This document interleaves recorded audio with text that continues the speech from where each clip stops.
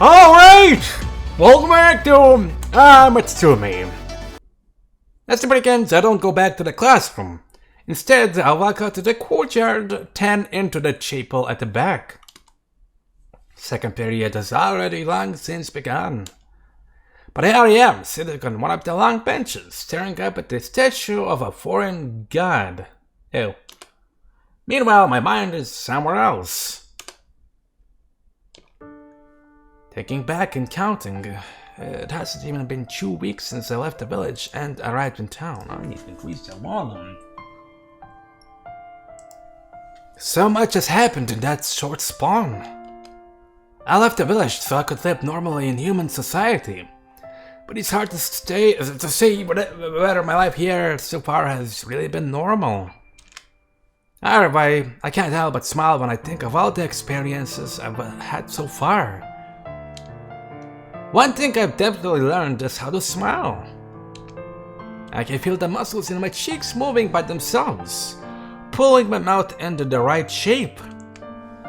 My speech has become so much more natural with practice, and this world has challenged my old ways of thinking too. If Anna could see me now, I'm sure she would be surprised. I was born and raised as a god. But now I've been able to experience life as a human for almost 2 weeks. I threw away my regrets on the night I left the village, and I certainly don't have any regrets now.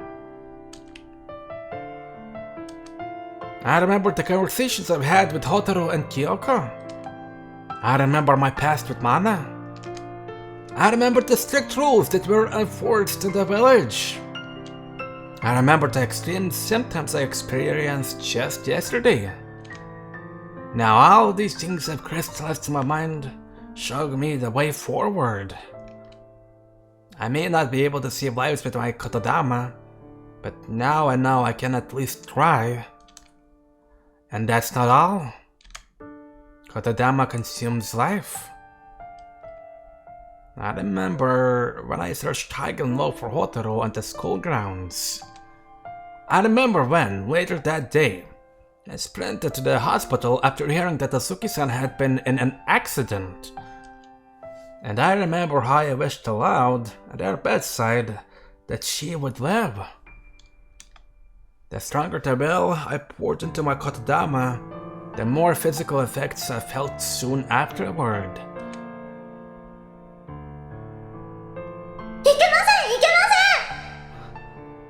すごい力があるなら命を削るとかかっこいい宿命とかそういうのとセットじゃないと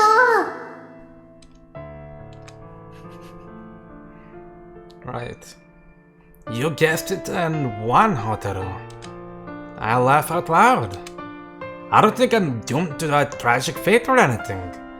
But if I have to give up my life force, it'll be for a very good cause. I just want to see my family. I guess this means I'm going to die. The words come out dispassionately, as if I'm talking about someone else entirely. To save one life, you have to sacrifice another. That's nothing surprising. Anyone would agree that that would be a fair exchange. There was more I wanted to do, and more I wanted to see in this wide world.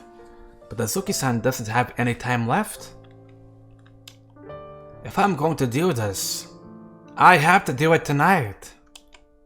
Tonight, huh? Somehow, it still hasn't hit me that I'm going to die in a few hours. I felt far closer to death when I had collapsed on the side of the road from dehydration a mere 2 weeks ago. I still owe her for that lozenge. That's a new one. I think back to how Kokoro saved me that day. Giving my life to save her mother should be enough to pay her back, maybe. It's time to close the curtain on my life as a human and return to being a god one last time. I am he who speaks pain but a word, boon but a word. Speak thou but a word, and thy wish shall be granted. and then I speak what Kyoko called a kotodama.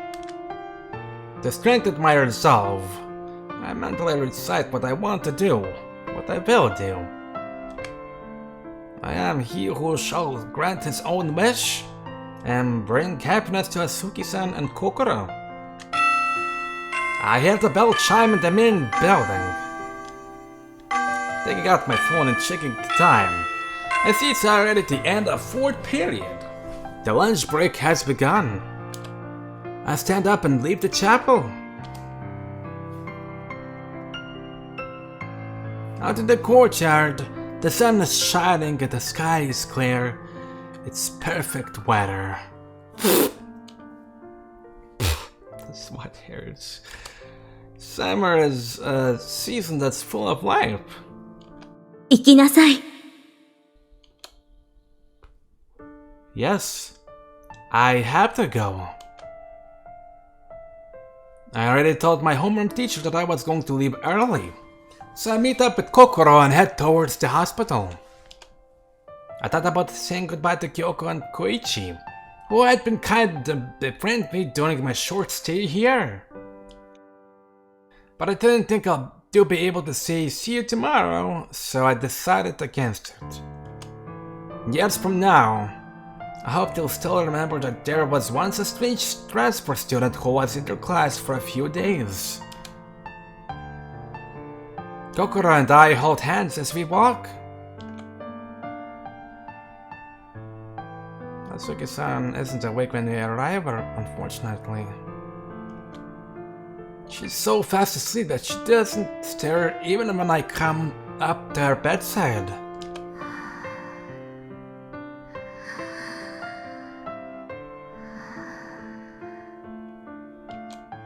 Her face is very pale and looks almost lifeless.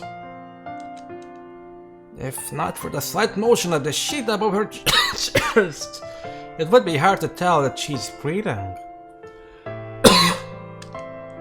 We just have to go home for now and come back later. As we're leaving, a doctor stops us to deliver a warning. We'll call you if she takes a turn for the words. So please be prepared to come at a moment's notice, even in the middle of the night.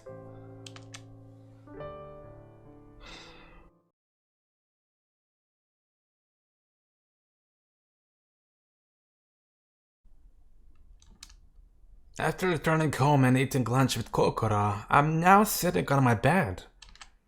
The two of us plan to go back to the hospital around sunset. I guess it's goodbye to this room too. I only lived in it for a short while, but I already feel attached to it. I've even gotten used to sleeping in this unnaturally fluffy bed. I remember I had to sleep on the floor on my first day. And then when I woke up, I was subjected to Kokoro's jam onigiri. I think it was disgusting. I chuckled to myself. I only have a few hours left now. I feel like there are so many things still left for me to do, that there's no time to go too far afield. But I think the thing I want to do the most is to sleep. I had a nice big lunch, and now I get to sleep peacefully in my soft bed in my nice, cool, air-conditioned room. When I wake up, I'll have myself a nice glass of cola. What could be better than that? Pizza! I want to sleep. Kokoro will see to that. And this time my body feels fine, so I'm sure I'll be able to wake up normally. Still in my school uniform, I burrow under the covers and close my eyes. Good night. Well, the next time I open my eyes will be the last time I ever wake up. And the next sleep after that will be my eternal summer siesta. Yes.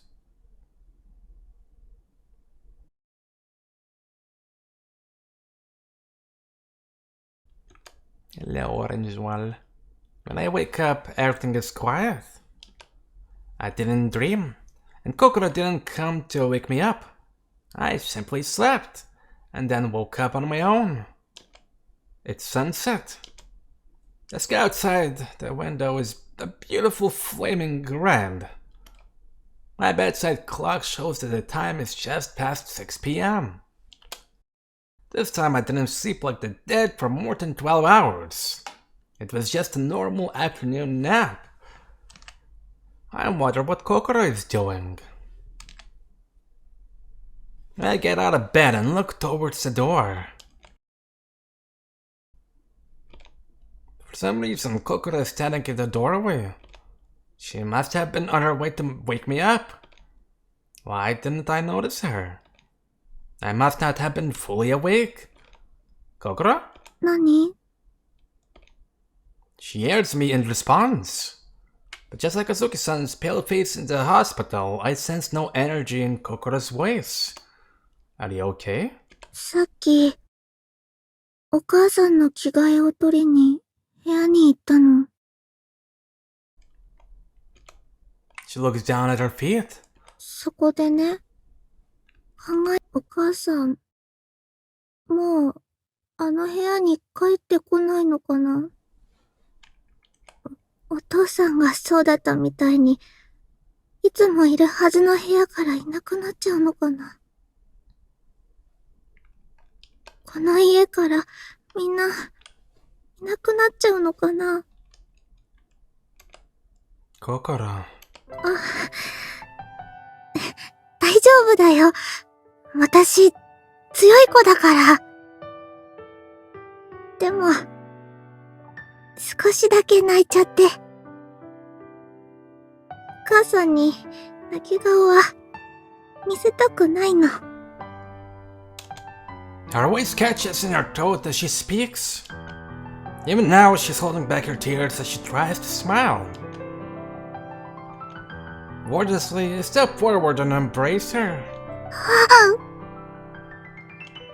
What she needs now is not comforting words, but to know that someone's there for her. Says the guy who's gonna leave everyone. At her. I know, because that's what I need most of all too. 兄さん。 OD?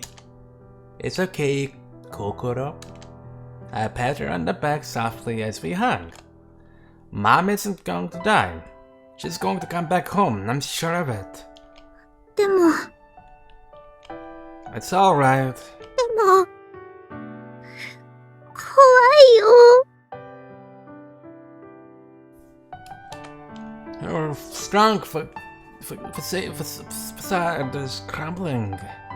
お母さん、死んじゃ嫌だよ。 She tightens her arms around my back.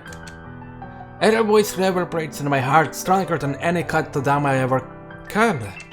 Kokoro, I'll make sure your wish comes true. I whisper in her ear. I'll grant every single one. なんで？ I have the power of Jesus. She's comprehending, like a small child. Because, Kokoro, I am your big brother. なんでも叶えてくれるの？ Yes.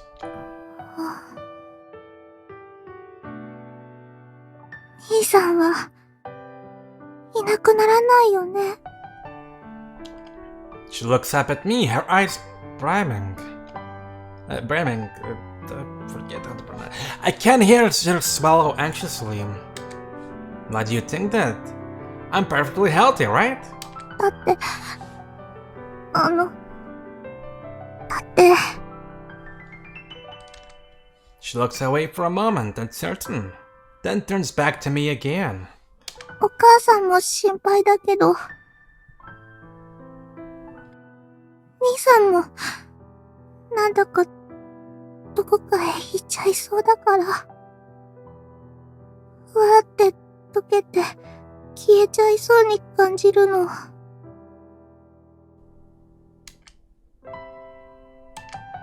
I haven't said a word, but she was somehow able to sense my soul, it seems. We know each other as well as real siblings now. Although I wish you hadn't guessed the truth. That fact makes me happy, and I can't hide my smile. You're imagining things, Kokoro. I'm fine. I'm not going anywhere. 私を一人にはしないよね。That's right. I hug her tightly. If this is to be our last embrace, I want to make it a proper one that fully expresses my love for her. Kokoro won't be alone. I'll make absolutely sure of that. When I next leave this house, it may be that I'll never return, but I'll make certain that Tsuki-san does.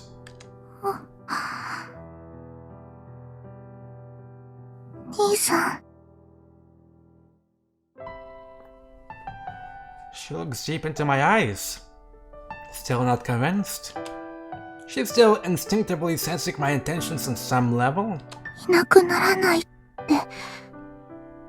約束して。I can't bring myself to say it. When Hotaru fixes me with her gaze, I feel like she'll know if I'm lying. When Kokoro looks into my eyes, it makes me feel too guilty to lie in the first place. I can't. I have to lie to her here, but I don't want to. My conflicting desires tie my tongue. 兄さん、答えられないの？ You don't have to worry about anything. Oops. I didn't mean that to come out as a kotodama. But my love for her is so strong that my words came out of my mouth with the full force of one. Kokoro's expression fades into blankness. But then a different expression comes to her face as her cheeks begin to blush.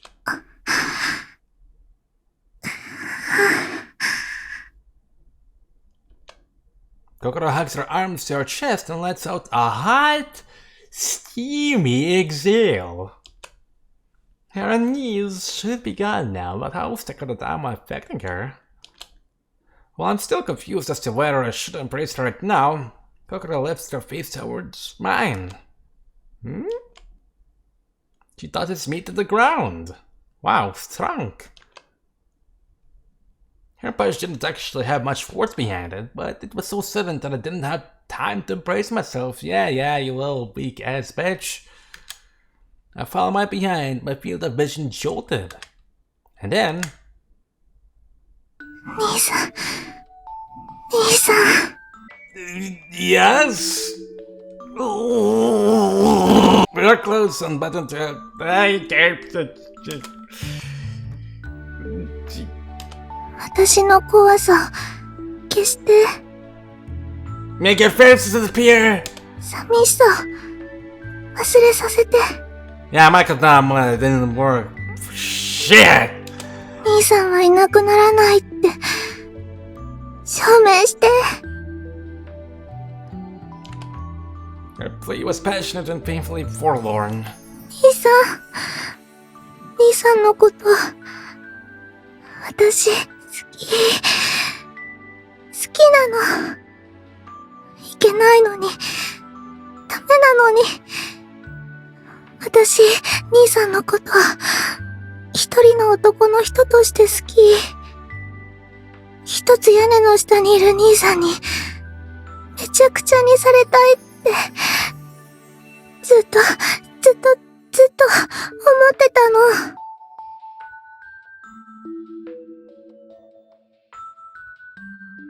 夜に、隣の部屋で兄さんが寝てるんだって考えながら、オナニーしちゃったこともあるの。Jesus. そんな自分が、おかしな子なんじゃないかって、ずっと不安だった。のに、もう、いいんだよね。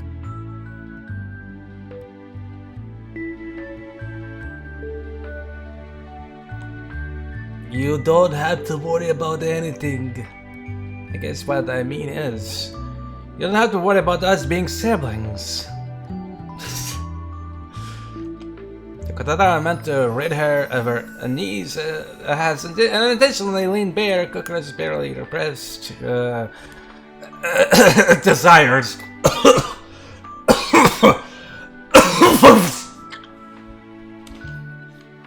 However, precisely because of this mistake, I am now able to see the real Kokoro. She's my lonely, spoiled little sister who's greedy enough to want me for her own. I'm yours. What Kokoro really wants is the warmth of another person. A firm connection with someone. Yeah, it's very firm. That's what I wanted to find when I left my village. The decision. I looked at reviews of this game before starting this let's play, and I see why some people said that the arrow stuff does not fit in. And honestly, this one just straight up started after like no sad moment. Well, it's still kind of in a sad moment, but with some boobish on top of it. Actually, it's always a lot of boobish. Thanks to the impossible clothes and whatnot. Anyways, the sensation of loneliness is similar to that of cold. It's cold even in the summer. My time when his friends cowering alone in that dimly lit house in the village had taught me that. Kokoro, I want the warmth of another person too. I'm bored about the Suki-san, and I can sense my own death right around the corner. No matter how much of a brave front I try to put up, I can't rid myself of my fear. Kokoro! I'm thinking I reached out to Kokoro.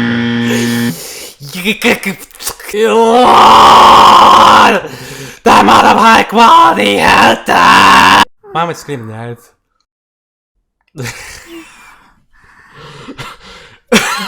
That just got some south from every direction!